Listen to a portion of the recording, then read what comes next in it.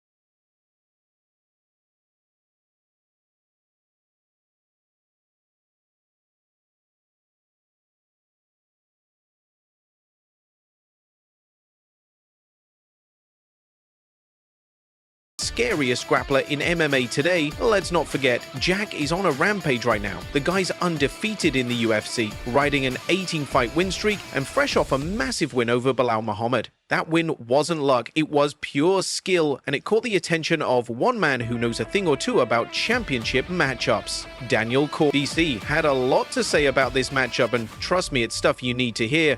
Daniel Cormier's breakdown. First things first, DC gave Jack Della serious credit for how he handled Belal Muhammad, a wrestler known for his non-stop pressure and suffocating pace. DC said, "If you're gonna fight Islam, beating a guy like Belal is exactly what you want to prepare for." He's not wrong. Belal's entire style is built on grinding his opponents down, constant takedown threats, relentless clinch work, and never giving you a second to breathe, and yet Jack stayed calm, stuffed the takedowns, and picked him apart on the feet. That wasn't just impressive, that was strategic mastery. But Cormier also reminded everyone, this isn't about what Belal didn't do, it's about what Jack did.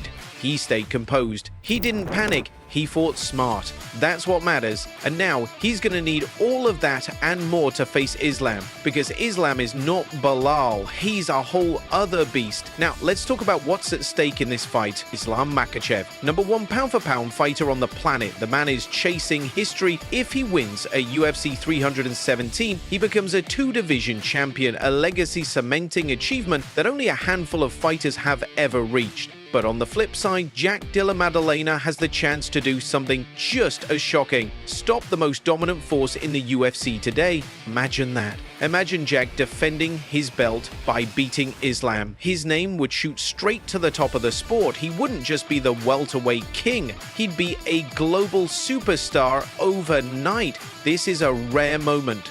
A perfect storm.